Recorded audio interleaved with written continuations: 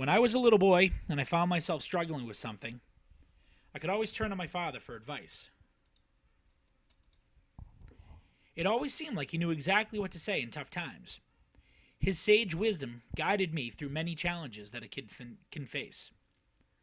Specifically, I remember one instance where my father's words had a profound impact on me. While I do not recall the struggle I faced or the challenge that was in front of me, I remember what he told me.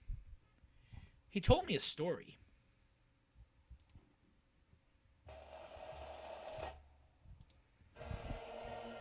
There once was a man who wanted to be king of Scotland. His name was Robert the Bruce. Robert was a brave man, and he had fought valiantly for Scotland's independence from England. Unfortunately for Robert, England's army was very powerful, and he met with consistent failure on the battlefield. Robert had engaged Edward I on 6 separate occasions, and each time he failed to win the day.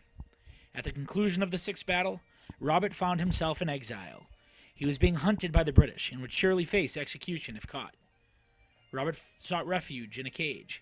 Here he spent considerable time in contemplation.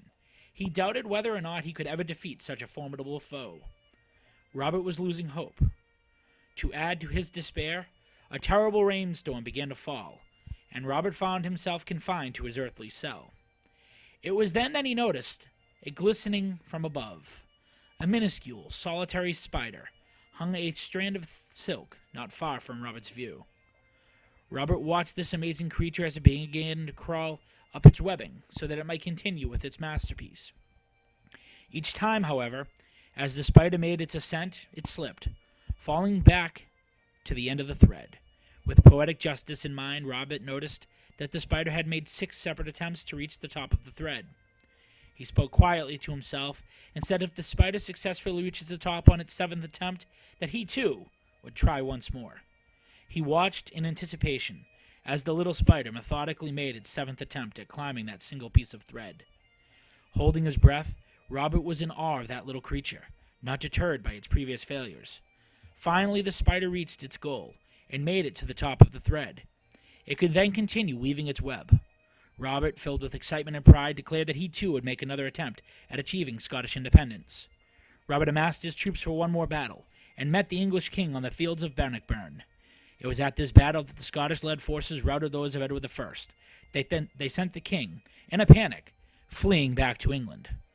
While Scottish independence wouldn't be recognized by England for another 10 years, the Battle of Bannockburn solidified Robert's claim to the throne and paved the way for an independent Scotland. The tale of Robert the Bruce's spider has been with me since the day of my father, and the first time he told me that story.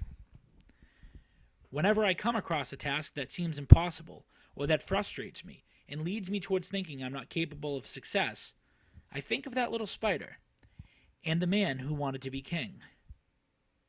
On Tuesday, we will be meeting in the WD-15 to learn about a new use of technology that many teachers are using to build engagement with their students. It's called flipping the classroom, and by watching this video, you've already begun to learn about how effective it can be. At the end of our session, I'm going to give you a true and false quiz.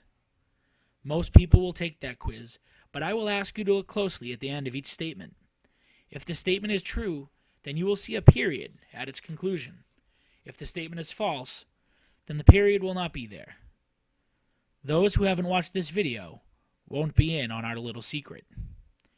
It's strange to think that something so small, like a period, can give us the answer. It's kind of like finding inspiration in something as small as a common spider. Thank you for your time, and I look forward to working with you on Tuesday.